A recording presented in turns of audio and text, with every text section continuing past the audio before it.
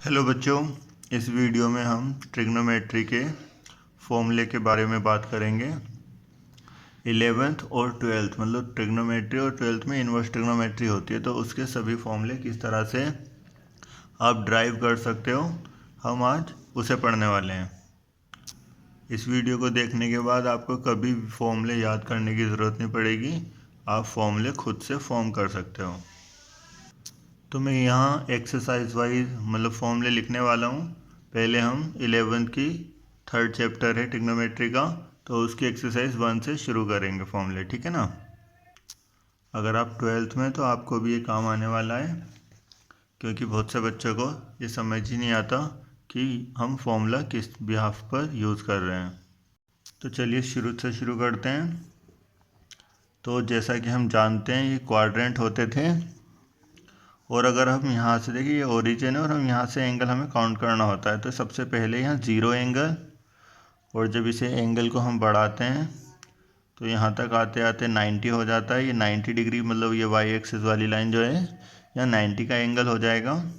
और इस तरह अगर एंगल को और बढ़ाएंगे तो यहाँ ये 180 डिग्री कहलाता है ना।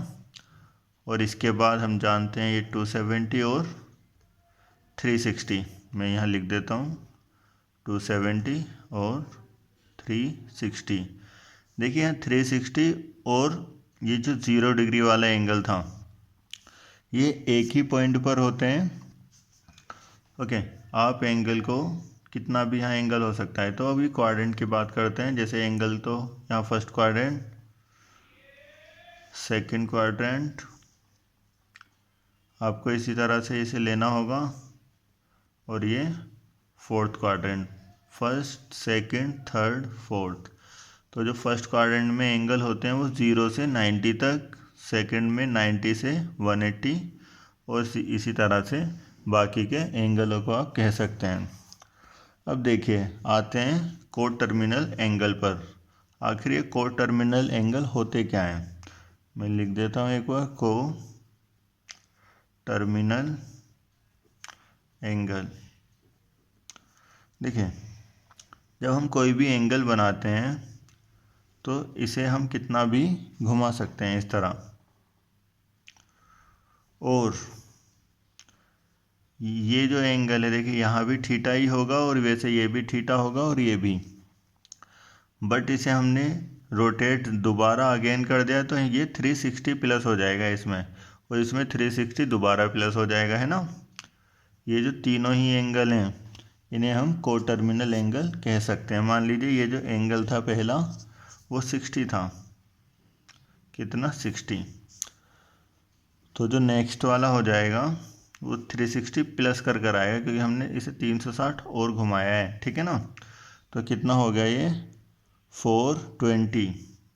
तो ये 360, ये 60 वाला और 420 वाला, इन्हें हम कह सकते हैं को टर्मिनल एंगल, ठीक है ना।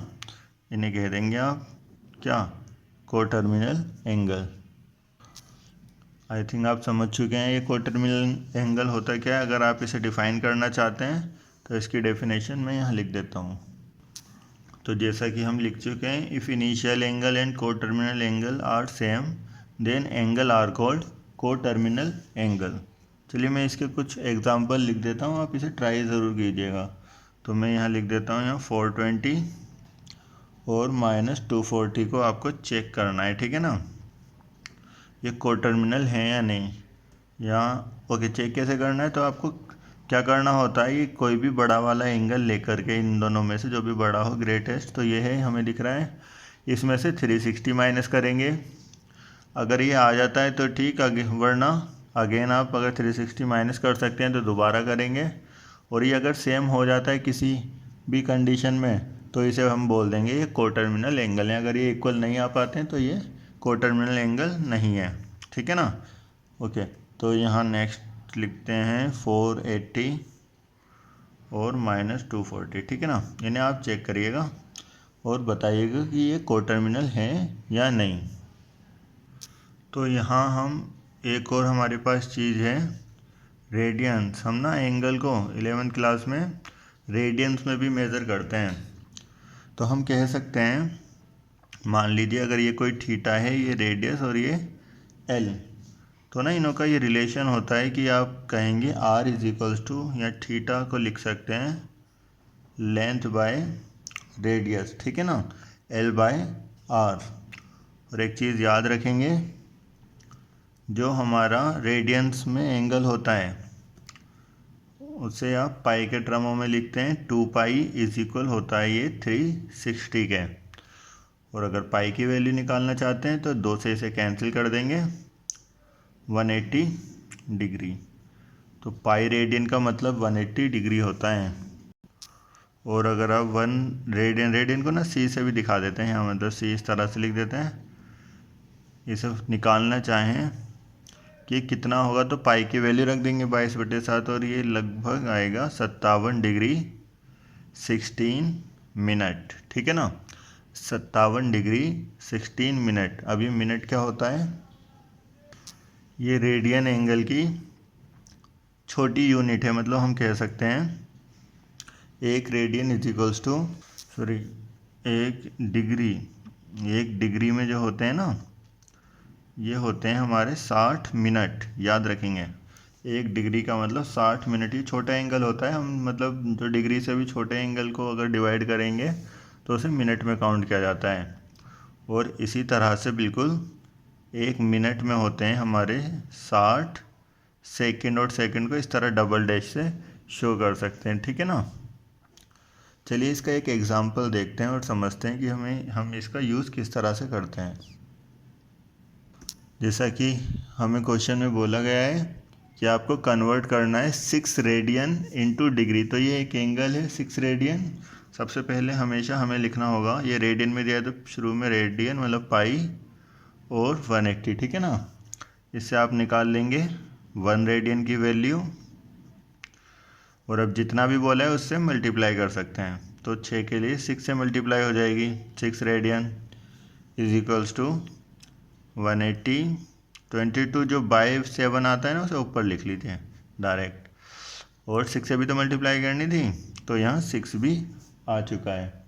ओके, इसे आप कैंसिल कर सकते हैं, तो यहाँ बचेगा 2 से अगर कैंसिल करेंगे ये 9 हो जाएगा, और ये 11 होने वाला है। और इनकी जब आप मल्टीप्लाई करते हो तो 7 6 42, और 42 की 9 से करेंगे 378, और 0 अपॉन में 11 आ जाएगा, ठीक है ना। और जब आप इसे डिवाइड करते हैं तो 11 3 33, तो यहाँ 4 रह जाएगा, आगे कैरी कर देंगे, 11 4 44, अभी अगेन 4 रह गया, तो 11 3 33। देखिए डिग्री वाला पार्ट कंप्लीट हो चुका है। अब आपको क्या करना होगा, जो बाकी का टर्म रह गया, मतलब जैसे हमारा यहाँ पर रह चुका है, अगर हम बोलें कि हमने 7 रह जाएगा यहाँ, है ना, 11 या 33 बोला था, 3 और 7 रह गया है। तो इसे हम डिग्री में मतलब मिनट में चेंज कर लेंगे, इसे लिखेंगे मिनट, और 60 आ जाएगा मल्टीप्लाई में, और अभी डिवाइड में 11 ही था, ठीक है ना। अभी 11 से हमने डिवाइड नहीं किया इसे। और जब हम देखेंगे कि इसकी मल्टीप्लाई कर कर आ रहा है 7 6 42, तो 420 11 मिनट। और इसे सॉल्व कर देते हैं, 3 4 3, जब इसे सॉल्व करेंगे तो यहाँ आ रहा है हमारा 38, और अगेन हमारा इस बार 2 रह जा रहा है, 2 डिवाइड नहीं हुआ। और इससे क्या, हम इसे दोबारा से 60 से मल्टीप्लाई करेंगे तो इस बार ये सेकंड्स में आएगा, ठीक है ना। ओके, तो ये हो चुका है 120, और 120 को जब डिवाइड करते हैं तो हमारा आता है यहाँ 110.9। इसके बाद आप पॉइंट्स में भी निकाल सकते हैं डिग्री। जो ये हमारा सेकंड था वो छोटा एंगल है, तो इससे कोई प्रॉब्लम नहीं होगी। तो 1 रेडियन इज इक्वल्स टू, मैं बता चुका हूँ कितना था हमारा, 57 डिग्री 16 मिनट। ये आप डायरेक्ट भी याद रखेंगे। वैसे हमारा आंसर 6 डिग्री का 6 रेडियन के लिए ये था, और हम इस 6 रेडियन के लिए डायरेक्ट मल्टीप्लाई कर देंगे अगर आप किसी कंपटीशन एग्ज़ाम में बैठे हैं तो, ठीक है ना। ये तो हम वैसे निकाल चुके हैं, और अगर हम ऐसे भी कर सकते थे, 1 रेडियन इज इक्वल्स टू ये, और 6 के लिए 6 से मल्टीप्लाई। बट उससे सेकंड वाला पोर्शन जो है ये वो नहीं आ पा रहा है ना, हम देख सकते हैं। तो इसे बस जब भी ट्राई करेंगे जब आपको ऑप्शन में पता हो कि हमें ये केवल मिनट्स में ही लाना है। तो ये हमारे फॉर्मूले थे 3.1 के लिए। अगर आप 11th क्लास में हो तो केवल इतने ही फॉर्मूले यूज़ हो रखे हैं। आप अगर इसने अच्छे से समझ चुके हो तो आपकी वो एक्सरसाइज बहुत आसानी से होने वाली है। आते हैं नेक्स्ट एक्सरसाइज के फॉर्मूले के पास। अगर हम 3.2 के क्वेश्चंस की यहाँ बात करते हैं तो उसमें केवल दो ही तरह के क्वेश्चन हैं जो आपको बुक में दे रखे हैं। पहला तो आपको क्वाड्रेंट में कंफर्म होना चाहिए कि कौन सा जो टर्म होता है ट्रिग्नोमेट्रिक फंक्शन होता है वो पॉजिटिव होता है और किस क्वाड्रेंट में वो नेगेटिव होता है, ठीक है ना। तो उसके लिए लिख लेते हैं यहाँ ऑल स्कूल टू कॉलेज, ठीक है ना। यहाँ ऐड शुगर टू कॉफ़ी, इससे हम मतलब किस तरह से ये मैंने बोला है या पहले लिखेंगे। ये फर्स्ट क्वाड्रेंट है, सेकंड, थर्ड और फोर्थ। और देखिए यहाँ मैंने बोला था ऑल का मतलब जितने भी हमारे ट्रिग्नोमेट्रिक फंक्शन है वो फर्स्ट क्वाड्रेंट में हमेशा पॉजिटिव रहते हैं। और फर्स्ट क्वाड्रेंट होता कहाँ तक है, 0 से 90। और ना 90 को आप लिख सकते हैं π/2, जैसे कि मैंने बताया था अभी पीछे कि π = 180 होता है। अगर 2 से डिवाइड करेंगे तो 90 तो आएगा। तो हम कह सकते हैं π/2 = 90। इसी तरह से 3π/2 = 270 और 2π तो 360 था ही, है ना। तो हम मतलब ये 0, 90, 2 और ये 180 था, ये 270, 360, इन सभी को पाई के अगर टर्म में हम लिखना चाहते हैं तो इसे लिखेंगे π/2। इसे लिखने वाले हैं हम पाई और इस वाले को 3π/2 और ये 2π। चलिए देखते हैं। तो मैंने यहाँ क्या बताया है, all school to college all school to college मतलब ऑल जो भी हमारे फर्स्ट क्वाड्रेंट में टर्म्स आने वाले हैं ट्रिग्नोमेट्रिक टर्म मतलब फंक्शन, यहाँ 0 से 90 डिग्री तक अगर उनका एंगल है तो सभी की वैल्यू को हमें पॉजिटिव लेकर चलना है, ठीक। अगर 90 से 180 तक हो तो साइन और साइन का जो रेसिप्रोकल होता है मतलब कोसेक, साइन का रेसिप्रोकल क्या होता है, कोसेक। मैं यहाँ एक बार दोबारा बना देता हूँ इसे। यहाँ तो ऑल ट्रिग्नोमेट्रिक फंक्शन पॉजिटिव आएंगे ही, ये याद रखेंगे, ठीक है ना। और जबकि यहाँ आने वाले हैं साइन और साइन का रेसिप्रोकल होता है कोसेक, ये पॉजिटिव होगा। और अगर थर्ड क्वाड्रेंट की बात करें तो टेन और टेन का रेसिप्रोकल होता है कोट, ये दोनों पॉजिटिव होंगे। और फोर्थ क्वाड्रेंट में कोस और सेक पॉजिटिव होते हैं, ठीक है ना। अगर इनकी वैल्यू 270 से 360 के बीच में है, यहाँ पे एंगल इस तरह से मतलब बनाकर देखेंगे तो हमें पता चल जाएगा ये किस क्वाड्रेंट में आ रहा है, उसके अकॉर्डिंग हम इसे लिख सकते हैं ये पॉजिटिव आएगी या नेगेटिव। आते हैं नेक्स्ट फॉर्मूले की ओर। तो यहाँ हम जानते थे जो 10th क्लास में कुछ हमने फॉर्मूले मतलब पढ़े थे, तो उसमें कुछ फॉर्मूले इस तरह से थे कि साइन 90 - थीटा = कोस थीटा। मतलब जब भी हम 90 से माइनस करते थे तो वो कोस में बदल जाता था, है ना। यहाँ लिख सकते हैं। तो मैं यहाँ बता रहा हूँ, अगर यहाँ π/2 3π/2 देखिए, अगर हमारा एंगल इनके बीच में आता है मतलब हम अगर ऐसे लिखते हैं साइन 90 को मैं पाई के टर्म में लिखूंगा वो हमेशा, इसलिए π/2 - थीटा। तो हमेशा जो हमारा साइन होगा वो कोस में चेंज हो जाएगा। और आपको साइन यहाँ से देखना है, 90 से माइनस हो गया मतलब फर्स्ट क्वाड्रेंट में आ गया, ठीक है ना। इसी तरह 90 प्लस भी हो सकता था, 90 से प्लस हुआ तब सेकंड क्वाड्रेंट में आ गया और सेकंड क्वाड्रेंट में भी साइन जो होता है वो पॉजिटिव ही होता है, इसलिए ये दोनों बार प्लस ही रहेगा, ठीक है ना। इसी तरह अगर यहाँ हम 3π/2 बोलते हैं, साइन 3π/2। पहले माइनस थीटा के लिए चलिए देखते हैं। 3π/2 ये है, और अगर थीटा को हम कम करेंगे, मतलब इससे जितनी भी ये एंगल इसे कम करेंगे तो ये थर्ड क्वाड्रेंट में आ जाता है, और यहाँ केवल 10 पॉजिटिव था, तो यहाँ हम इसे नेगेटिव लेने वाले हैं। और याद रखेंगे साइन हमेशा बदल जाएगा कोस के साथ। और अगर हम इसे प्लस लेते तो ये नेक्स्ट क्वाड्रेंट में चला जाता, फोर्थ में, जो कि पॉजिटिव ही होता है, ठीक है ना। सॉरी, साइन था तो साइन क्या होता है फोर्थ क्वाड्रेंट में? नेगेटिव। तो ये अभी भी नेगेटिव ही आता, चाहे आप माइनस लिखते हैं या प्लस। इसी तरह से आप किसी भी मतलब ट्रिग्नोमेट्रिक टर्म के साथ कर सकते हैं। तो मैं यहाँ लिख देता हूँ, जो साइन चेंज हो जाएगा वो कोस के साथ, और कोस होगा तो साइन के साथ चेंज होगा। इसी तरह टेन चेंज हो जाएगा कोट के साथ, और कोट टेन के साथ चेंज हो जाएगा। इसी तरह थर्ड है यहाँ सेक और कोसेक, ये आपस में चेंज हो जाते हैं जब भी आप इस तरह से ओड नंबर, देखिए 1π, 3π या 5π भी हो सकता था, या 7π, ठीक है ना। अगर इस तरह से टर्म से, मतलब मैं लिख सकता हूँ यहाँ, अगर हमारा जो एंगल है वो 2n प्लस या माइनस ओड नंबर होता है ना, 2n+1, ये ओड नंबर का जनरल टर्म है। ओड नंबर को इस तरह से शो कर सकते हो। तो 1, 3, 5, जब भी आप n की जगह कोई भी नंबर पुट करोगे तो हमेशा एक ओड नंबर आएगा, ठीक है ना। तो मैंने ओड नंबर को इस तरह से लिखा है 2n+1, और इसके साथ लिख सकते हो π/2। जब भी π/2 के साथ यहाँ आपको ओड नंबर लिखा हुआ दिखे और थीटा प्लस या माइनस हो,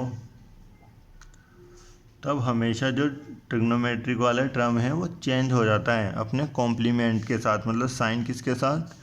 कोस के साथ चेंज हो जाएगा, टेन कोट के साथ, सेक कोसेक के साथ, ठीक है ना।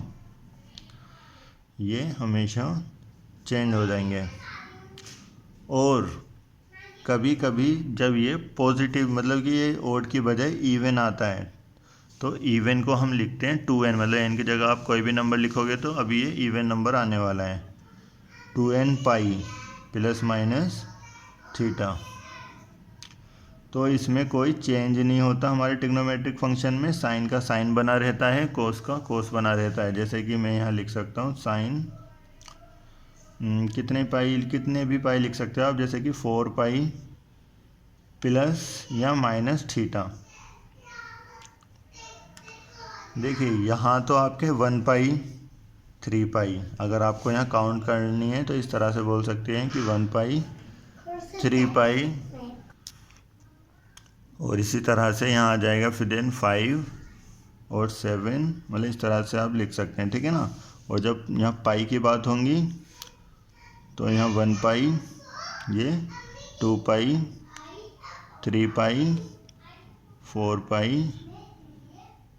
5π, 6π, ठीक है ना। यहाँ क्या बताया था मैंने? π/2, 3π/2, 5π/2, 7π/2, इस तरह से इस एक्सिस पर चलेंगे। और जब हम केवल पाई लेंगे सिंगल तो 1π मतलब 180, और फिर यहाँ आ जाएंगे तो 360, फिर वापस से यहाँ आएंगे तो आगे हमारा पाई के लिए चेंज होता रहेगा, ठीक है ना। तो अभी हमारा 4π है, तो हम देखेंगे कि 1π, 2π, 3π, 4π, वापस से यहीं आ गए, और इसमें प्लस हो रहा है तो हम आ जाते हैं फर्स्ट क्वाड्रेंट में। फर्स्ट क्वाड्रेंट में सभी पॉजिटिव होते हैं, जो कि हमने ऊपर अभी पढ़ा था। फर्स्ट क्वाड्रेंट में आने पर सभी वैल्यू पॉजिटिव आते हैं, तो पॉजिटिव रहेगा। और मैंने बताया है कि जो इवन नंबर ऑफ पाई होंगे, 2, 4, 6, कितने भी पाई हों, उन पर कभी ये चेंज नहीं होता। यहाँ वैसे इवन ज़रूरी नहीं है, कोई भी पाई हो सकते हैं, ठीक है ना। तो चलिए यहाँ से 2 हटा देते हैं, तब भी ये फॉर्मूला हमारा बिल्कुल सही रहेगा। मतलब अभी 4π या 5π, अगर π/2 आता है तो अब आप देखते हैं कि ये ओड नंबर होना चाहिए, ठीक। अगर ये इवन होता है तो 2 से तो कट ही जाएगा। फिर इसके मल्टीप्लाई में कोई भी नेचुरल नंबर आ सकता है, तो इसे हमें चेंज नहीं करना, हमें लिखना है साइन थीटा। या कुछ भी होता है, ये 10 अगर होता, 10 9π माइनस थीटा इस तरह से होता, तो हमें बस ऐसा देखना है कि 1π, 1 के बाद ओड नंबर आएगा 3, 5, 7, 9, तो ये हो जाएंगे 9 पाई, और माइनस कर रहे हैं तो ऊपर, अगर प्लस कर रहे होते तो एंगल बढ़ता है, वो नीचे आ जाता है, ठीक, इस वाली क्वाड्रेंट में, फोर्थ में। तो अभी माइनस करेंगे तो ऊपर, मतलब कि यहाँ टेन थीटा क्या होता है, केवल साइन और कोसेक पॉजिटिव होता है सेकंड में। टेन क्या हो जाएगा ऊपर, नेगेटिव, नीचे आता तो पॉजिटिव रहेगा tan theta he. But negative अगर हम इसे प्लस करते हैं, मतलब यहाँ नीचे की तरफ आते तो ये हो जाता पॉजिटिव टेन थीटा, ठीक है ना। तो फिलहाल नेगेटिव है, और अगर नीचे वाला साइन यूज़ करेंगे तो प्लस हो जाएगा। तो अगर आप कुछ एग्जाम्पल करना चाहते हैं तो हम लिख सकते हैं यहाँ साइन 109 पाई प्लस थीटा। देखिए सबसे पहले ये चेन बना लेंगे, मतलब ये क्वाड्रेंट टाइप में, आप जानते हैं इधर जो आते हैं हमारे इवन पाई होते हैं, और इस तरफ ओड पाई, इस तरह से होता है, ठीक है ना। तो 109 एक ओड नंबर है, तो ये इधर ही आएगा, और प्लस करने पर ये नीचे आ जाएगा, जो कि fourth quadrant, sorry first second third quadrant है। इसमें केवल 10 पॉजिटिव था, अगर ऐसे लिख लें ऑल इक्वल टू कॉलिस, तो 10 पॉजिटिव था, बट ये तो अभी साइन है। तो पहले तो हम चेंज नहीं करेंगे, मतलब साइन का साइन ही लिखेंगे, क्योंकि पाई अगर पाई/2 होता तो इसे चेंज करते, साइन के बजाय कोसेक लिखते। तो फिलहाल तो ये साइन थीटा ही रहेगा। और देखिए कितना भी बड़ा एंगल हो तो हम इसे ईजिली कर सकते हैं, बट फिर भी एक कंडीशन है यहाँ, अगर ये इस तरह से आ जाए माइनस थीटा। तो देखिए इसमें क्या करना होता है, आपको इसमें समझना होता है कि नेगेटिव थीटा मतलब हम फोर्थ क्वाड्रेंट में आ जाते हैं, मतलब ऊपर की तरफ एंगल जाने के बजाय नीचे आ गया, तो ये फोर्थ क्वाड्रेंट ही माना जाएगा। और यहाँ हम, क्योंकि कोई भी टर्म नहीं है, तो कुछ भी ना, तो 3π/2, मतलब π/2 के टर्म में भी नहीं आ रहा, पाई के टर्म में भी नहीं आ रहा, इसे चेंज ही नहीं करते, इसे डायरेक्ट याद रखेंगे माइनस साइन थीटा लिखा जा सकता है। और जबकि ये कोस होता, और कोस होता है हमारा फोर्थ क्वाड्रेंट में पॉजिटिव, तो इसे प्लस का कोस थीटा हम लिख सकते थे। तो हम इसे क्वाड्रेंट के अकॉर्डिंग अरेंज कर सकते हैं इजीली। तो ये हो चुका है। तो यही कुछ फॉर्मूले थे जो हमारे 3.2 एक्सरसाइज में यूज़ होंगे। नेक्स्ट एक्सरसाइज के फॉर्मूले के लिए दो फॉर्मूले हमारे यहाँ बेसिक फॉर्मूले हैं, चलिए देखते हैं उन्हें। तो जिसमें से कि पहला फॉर्मूला होता है साइन a प्लस बी, ठीक है ना, साइन a प्लस बी। अब इसका क्या फॉर्मूला होता है, तो एक चीज़ याद रखना, जब भी हम साइन के फॉर्मूले की अब इसमें बात करेंगे तो हमेशा दोनों टर्म एक साथ आते ही हैं, मतलब साइन के साथ हमें कोस भी लिखना होगा, कोस लिखेंगे तो साइन भी लिखना ही पड़ता है, ठीक है ना, अगर हम साइन के फॉर्मूले का यूज़ कर रहे होते हैं। और जबकि हम कोस के फॉर्मूले का यूज़ करते हैं, जैसे कि मैं नीचे लिख देता हूँ कोस a प्लस बी, तो एक टाइम पर केवल एक ही तरह की चीज़ का हम यूज़ करते हैं, मतलब या तो कोस आएगा a के साथ और कोस ही b के साथ, या फिर साइन a के साथ और साइन b के साथ। चलिए मैं किस तरह से कहना चाह रहा हूँ इसे लिख कर देखते हैं। जैसे कि साइन a प्लस बी है, तो देखिए सबसे पहले आपको लिखना है साइन a वाला पार्ट ख़त्म, बट अभी कोस भी आने वाला है, ज़रूर आएगा, और वो सेकेंड एंगल के साथ हो जाएगा, ठीक है ना। कोस बी, साइन ए कोस बी प्लस, अगर यहाँ प्लस होता है तो बीच में प्लस लगाएंगे, और अभी ये अपने जो एंगल हैं उन्हें चेंज कर लेंगे, मतलब कोस तो ए वाला एंगल ले लेगा और यहाँ साइन बी वाला पार्ट। तो यही था साइन ए कोस बी, कोस ए साइन बी। और जब आप यहाँ माइनस के फॉर्मूले की बात करते हैं तब भी फॉर्मूला बिल्कुल सेम ही रहता है, बस बीच में यहाँ माइनस आ जाता है, ठीक है ना। साइन ए कोस बी, कोस ए साइन बी हमारा फॉर्मूला रहने वाला है। ओके, तो ये जब कोस ए प्लस बी के एंगल की बात करेंगे तो यहाँ मैंने अभी बताया था, जैसे यहाँ साइन और कोस दोनों चीज़ें एक साथ आती हैं, इसमें केवल एक ही टर्म आएगा, या तो कोस या फिर साइन, और दोनों एंगलों को आपको एक एक कर लिखना है उन्हीं में। जैसे कोस पहले ए लिखेंगे, इसके बाद साइन नहीं लिख सकते, वो साइन के फॉर्मूले में आते हैं, केवल कोस ही लिखना है, और अभी दूसरा वाला एंगल। ओके, अब हमेशा ये मतलब अपोजिट ही चलता है इसके, तो इन्होंने जैसे प्लस पर प्लस लेते हैं तो ये प्लस की बजाय क्या लेगा, यहाँ साइन माइनस का आएगा। कोस ए कोस बी के बाद जब आप कोस कोस वाले टर्म खत्म हो गया, अभी साइन को एंगल दे सकते हैं साइन ए, और दूसरा एंगल भी साइन के साथ ही आएगा साइन बी। ओके, अगर यहाँ माइनस होता तो यहाँ पर प्लस आ जाता है, याद रखेंगे। अगर यहाँ माइनस होगा तो यहाँ क्या आएगा, प्लस, ठीक है ना। चलिए इनसे कुछ फॉर्मूले हम बनाने की कोशिश करते हैं। अगर यहाँ पर हम प्लस वाला ही साइन लें और इन दोनों एंगलों को बिल्कुल सेम मान लें,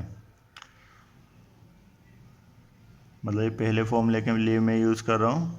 अगर दोनों एंगलों को आप सेम मानते हैं, मतलब इसे भी थीटा माने और इसे भी थीटा, तो ये हो जाएगा साइन 2 थीटा, ठीक है ना। Theta plus theta sine 2 theta. और यहाँ क्या आ जाएगा, sign theta cos theta plus ये भी साइन थीटा कोस थीटा, तो 2 बार हो जाएगा, ये 2 बार आ गया है हमारा साइन थीटा कोस थीटा। आगे पीछे लिख सकते हैं, उससे कोई फ़र्क नहीं पड़ता। तो ये हमारा फॉर्मूला बन चुका है साइन 2 थीटा के लिए। क्या फॉर्मूला है हमारा, sine 2 sine theta cos theta. और अगर आप 10th क्लास में जो हमने फॉर्मूले यूज़ किए थे थोड़े से, अगर उन्हें जानते हैं, क्योंकि डिवाइड में देखिए हर टर्म के डिवाइड में आप 1 तो लिख ही सकते हैं। तो चलिए ये फर्स्ट फॉर्मूला पहले कंप्लीट हो चुका है, तो अब इसी को आगे बढ़ाते हुए मैं इसे चेंज करता हूँ दूसरे फॉर्मूले में। जैसा कि लिखा है साइन थीटा कोस थीटा, तो डिवाइड में 1 तो होता है और 1 को लिखना है cos square plus sine square, ये भी 1 ही आता है।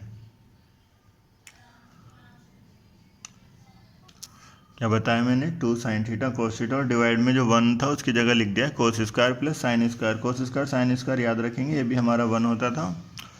अब अगर आप कोस स्क्वायर से इस ऊपर वाले पार्ट और नीचे वाले पार्ट को डिवाइड करते हैं, मतलब इसे आप 2 साइन थीटा कोस थीटा को डिवाइड करें कोस के स्क्वायर थीटा से, और ये जो डिवाइड में था इन्हें भी डिवाइड करेंगे कोस स्क्वायर थीटा से,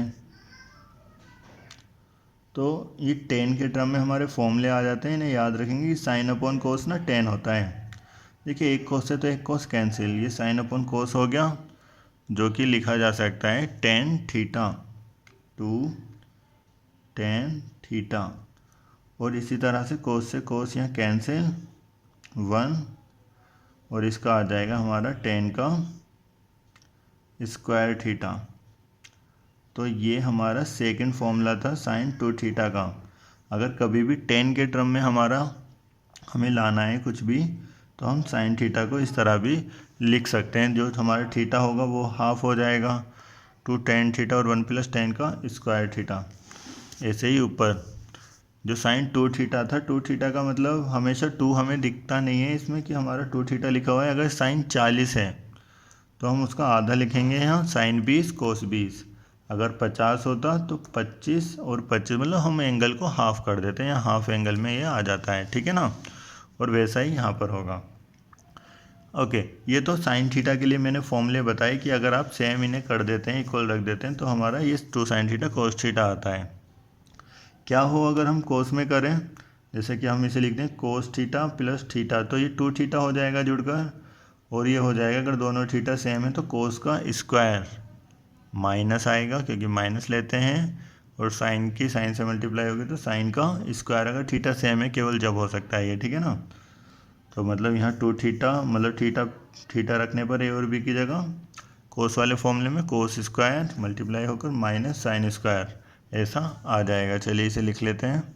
तो जैसा कि मैं लिख चुका हूँ कोस 2 थीटा को cos square theta minus sine square theta, तो ये कोस 2 थीटा का फॉर्मूला होता है, इसे याद रखेंगे आप सभी। और जैसा कि हम जानते हैं कि cos square plus sine square क्या होता है, ये हमने 10th में सीखा था कि इसकी वैल्यू जो होती है 1 आती है, ठीक। तो यहाँ से ना हम कोस स्क्वायर की या साइन स्क्वायर की वैल्यू को फाइंड कर सकते हैं, इसे दूसरी साइड ले जाकर, मतलब साइन को अगर इस तरफ ले आएंगे तो कोस स्क्वायर का फॉर्मूला बनेगा वो। तो मतलब हम यहाँ कह सकते हैं अगर कोस स्क्वायर की जगह क्या लिख दें, 1 माइनस साइन स्क्वायर, और देखिए एक साइन स्क्वायर यहाँ पहले से ही है, तो अगर हम इसे काउंट करें दोनों को तो यह हो जाएंगे 2 साइन स्क्वायर। तो ये जो माइनस में आ रहे हैं आपको 2 साइन स्क्वायर भी लिया जा सकता है, ये इसका सेकंड फॉर्मूला है। ठीक, और अगर आप यहाँ साइन की वैल्यू रखते कोस को दूसरी साइड ले जाकर, तो जब आप यहाँ पुट करेंगे, आप पुट कर कर देखना, तो ये इसका थर्ड फॉर्मूला आएगा। इस बार 2 कोस स्क्वायर हो जाएंगे और माइनस का आएगा 1। ठीक है ना, तो ये हमारा नेक्स्ट फॉर्मूला बन चुका है। और जैसे हमने साइन के टाइम पर क्या था कि हमने cos square plus sine square से डिवाइड कर दिया था अपने फॉर्मूले को, जो ओरिजिनल फॉर्मूला बन रहा था, मतलब ये वाला। तो यहाँ भी यही करते हैं एक बार और अपना नेक्स्ट फॉर्मूले लाने के लिए आप लिख सकते हैं इसे, पहले तो जो दिया है cos square minus sine square, इसके अपॉन में भी लिख देंगे कोस स्क्वायर प्लस लिखना है। ठीक है ना, ऊपर माइनस है, फॉर्मूले वाला माइनस, और ये कोस स्क्वायर साइन स्क्वायर 1 होता है, तो 1 को तो नीचे लिखा जा सकता है किसी के भी, तो हमने यहाँ पर 1 का यूज़ कर लिया है। अभी जब कोस स्क्वायर से देखो डिवाइड करेंगे तो ये भी 1 हो जाएगा, इसे कोस स्क्वायर से डिवाइड करोगे तो 10 का स्क्वायर।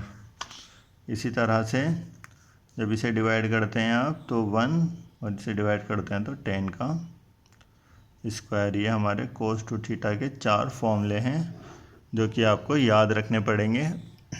वैसे इस फॉर्मूले का यूज़ तो बहुत कम होता है, सबसे ज़्यादा आप इन दोनों फॉर्मूलों का यूज़ करेंगे अपनी इस एक्सरसाइज में, बट फिर भी आपको ये याद रखना है। जैसे कि इसका ओरिजिनल फॉर्मूला था फर्स्ट वाला, अगर आपको ये याद आ गया तो इसे आप इजीली बना सकते हो। और ये फर्स्ट वाला कहाँ से आएगा, जो कि हम कोस ए प्लस बी से जानते हैं, इसमें दोनों एंगलों को सेम रख देंगे तो ये फॉर्मूला हमारा जनरेट हो जाता है। तो अभी बात करते हैं टेन के लिए। जैसा कि हम जानते हैं टेन जो होता है वो साइन थीटा बटे कोस थीटा लिखा जा सकता है, और जब टेन ए प्लस बी की बात हो रही हो तो साइन ए प्लस बी अपॉन में आ जाएगा यहाँ कोस ए प्लस बी। ठीक है ना, और जब आप फॉर्मूला इसका लगाते हैं तो हम जानते हैं यह है साइन ए कोस बी और कोस ए साइन बी। अपॉन में क्या आएगा, कोस के लिए फॉर्मूला जो था कोस ए कोस बी माइनस साइन ए साइन बी। तो जैसा कि हमने काफ़ी बार अभी यूज़ किया है कि जो यहाँ लेफ़्ट में टर्म है इससे हम डिवाइड कर देते हैं न्यूमरेटर और डिनोमिनेटर को। जब हम इसे डिवाइड करेंगे कोस ए कोस बी से, किसे डिवाइड करना चाहते हैं हम, साइन ए कोस बी को कोस ए कोस बी से डिवाइड करेंगे, और इसी तरह से इसको भी।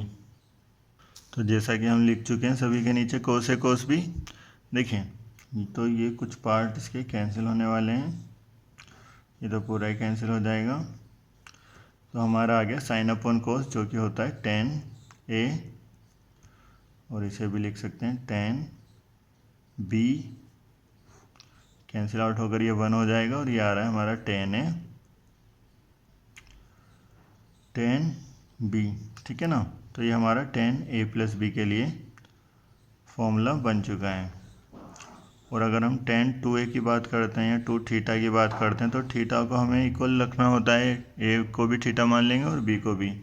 तो ये टेन थीटा ये हो जाएंगे हमारे टू टेन थीटा, और ये टेन थीटा की मल्टीप्लाई होगी तो टेन का स्क्वायर ऑफ थीटा, ये टेन टू थीटा का फॉर्मूला आ जाएगा। तो जैसा कि हम यहाँ sine two theta cos two theta tan two theta लिख चुके हैं, तो इसी तरह से कुछ फॉर्मूले हैं, वैसे ये रेयर केस में ही यूज़ होते हैं, sine three theta cos three theta और टेन थ्री थीटा के लिए। तो साइन थ्री थीटा का यहाँ हमारा फॉर्मूला होता है 3 साइन थीटा माइनस 4 साइन का क्यूब थीटा, याद रखेंगे 3 साइन थीटा माइनस 4 साइन की क्यूब थीटा। और जबकि कोस थ्री थीटा का फॉर्मूला होता है, यह थोड़ा अपोजिट हो जाता है, क्यूब वाला पार्ट पहले आता है, 4 कोस की क्यूब थीटा 3 कोस थीटा, और बिल्कुल वैसे ही जब इसे आप डिवाइड करने की कोशिश करेंगे तो उसके बाद 10 में जब कन्वर्ट कर लेंगे पूरा पार्ट तो इसे लिखा जा सकता है 10 3 थीटा 3 tan थीटा 10 का क्यूब थीटा 1 - 3 10 का स्क्वायर थीटा। तो आप इसे भी याद कर लेंगे तो कुछ क्वेश्चंस में जहाँ प्रॉब्लम होने वाली है वहाँ हमें इजीली समझ आ जाएगा। तो जैसा कि हम sin 3 थीटा और cos 3 थीटा के फॉर्मूले लिख चुके हैं, अगर हम चाहें तो sin a + b की तरह sin a + b + c का फॉर्मूला भी लिखा जा सकता है। और वो क्या होगा, सबसे पहले आप देखिए पहला वाला एंगल लेते हैं sin a और cos के साथ बाकी के दोनों एंगलों को उतार देंगे, cos b cos c। इसी तरह से प्लस लिखने के बाद अभी आपको sin b लेना है। यहाँ पहले लिख सकते हैं इसे cos है, sin b और cos c आ जाएगा। तीसरा वाला भी cos के ही टर्म में रहने वाला है और इसी तरह से प्लस करेंगे। इस बार लास्ट वाला टर्म sin वाला बन जाएगा और यहाँ आएगा हमारा cos a cos b और इस बार sin लास्ट में आएगा c एंगल के साथ। और फिर एक लास्ट पार्ट हो रहा है इसका कि माइनस लिखेंगे आप sin a sin b sin c। इस तरह तीनों नंबर होंगे मल्टीप्लाई में, बट इस बार तीनों साइन ही होंगे, ठीक है ना।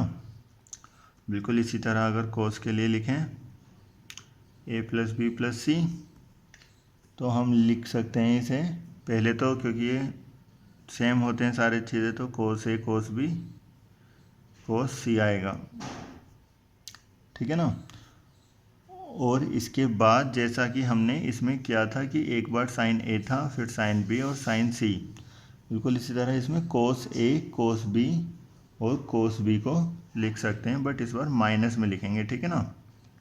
क्या बोल रहे हैं हम, cos a और लिखेंगे sin b sin c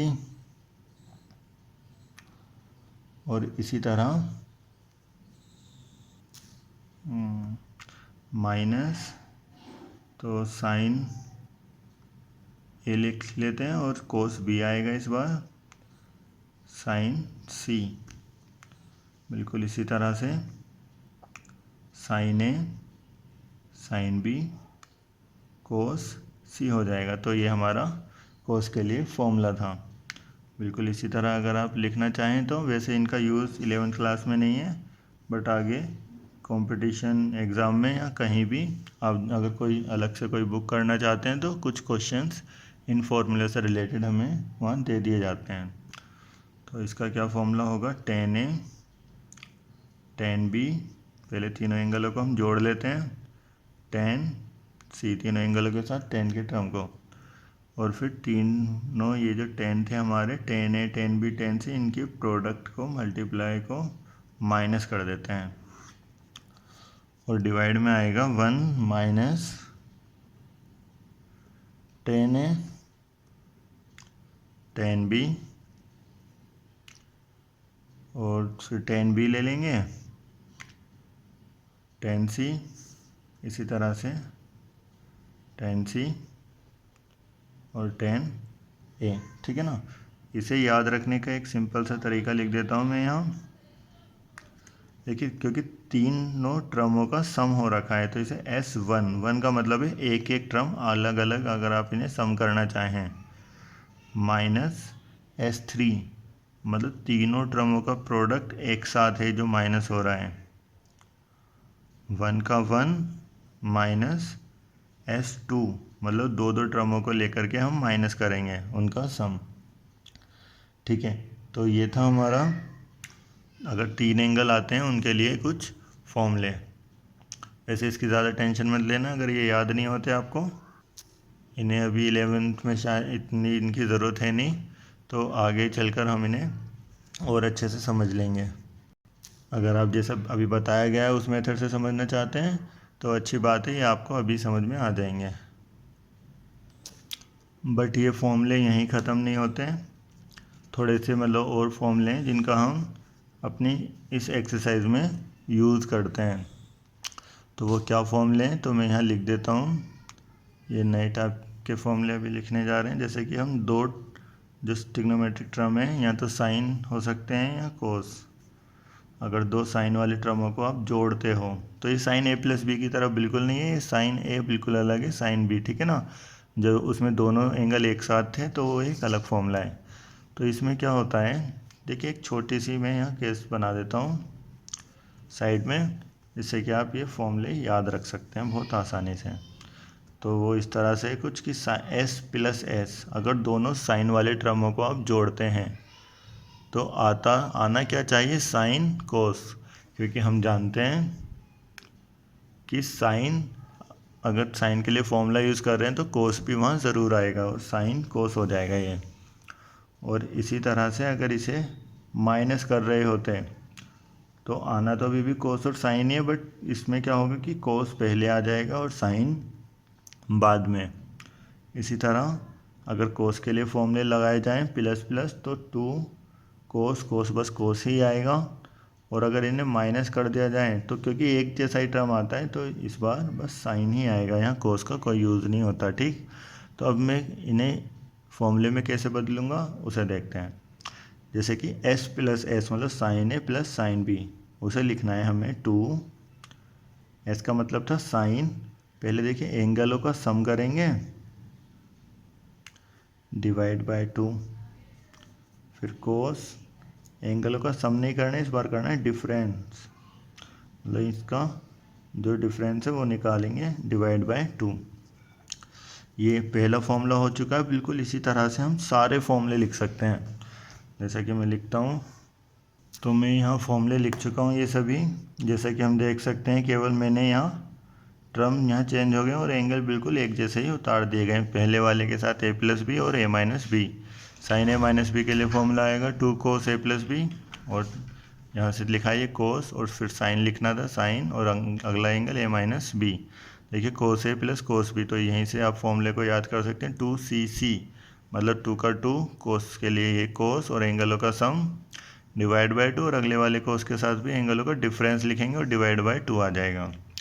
और ये जो हमारा लास्ट वाला फॉर्मूला था, देखिए शुरू में हम माइनस लिखना था तो -2 साइन, पहले एंगलों का सम फिर दूसरे वाले साइन के साथ एंगलों का डिफरेंस। तो अभी जो हमने फॉर्मूले देखे हैं ना, उनमें ट्रिग्नोमेट्रिक ये जो टर्म थे हमारे साइन और कोस वाले, इन्हें जोड़ा जा रहा था, अगर आपने ध्यान दिया, जोड़ा और घटाया जा रहा था। तो अभी इसी तरह से इसके 4 फॉर्मूले और हैं, उसमें इनका प्रोडक्ट दिया हुआ होता है हमें और इसे सम की फॉर्म में लिखा जाता है। बट आप इसे भी, जो अभी मैंने पीछे छोटा सा एक फॉर्मेट बनाया था उसके अकॉर्डिंग आप इसे याद रख सकते हैं। जैसे कि मैंने लिखा था s प्लस एस, जो कि था 2sc, ये मैंने इन्वर्स उल्टा लिख दिया इस बार, s प्लस एस वहाँ शुरू में था। और इसी तरह से s minus S 2cs, c plus C 2cc और c माइनस सी माइनस का 2ss। अब देखिए फॉर्मूलों में इस बार यहाँ इस तरह से ही दिए होते हैं, ये एक्चुअली हमें दिया तो ये प्रोडक्ट होता है कि 2 साइन ए कोस बी, तो पहला एंगल ए और दूसरा बी मानकर हम चलते हैं और ये इस तरह से हमें दिया होता है, ठीक है ना। तो हमें क्या करना होता है, इस बार एस प्लस एस लिखना है, मतलब साइन को जोड़ना है। पहले तो साइन आएगा और पहले एंगलों को जोड़ेंगे, फिर ये वाला प्लस वाला साइन लिखकर साइन और एंगलों को इस बार घटा देंगे। तो बिल्कुल ऐसे ही बाकी के फॉर्मूले हम लिख सकते हैं। तो हम लिख चुके हैं बिल्कुल सारे फॉर्मूले इसी की तरह, जैसे कि दिया है 2 कोस और साइन, तो 2 कोस ए साइन बी। देखिए अगर कोस पहले होता है साइन बाद में, तो हमें इस तरह से लिखना है, साइन ए प्लस बी, पहले एंगलों को जोड़ेंगे और माइनस करेंगे साइन ए माइनस बी। कुछ बच्चे सोच रहे होंगे कि ये तो प्रोडक्ट में मल्टीप्लाई में इससे आगे पीछे होने से क्या फ़र्क पड़ेगा। तो जो बड़ा एंगल है हमेशा हम उसे शुरू में ले लेंगे, ठीक है ना।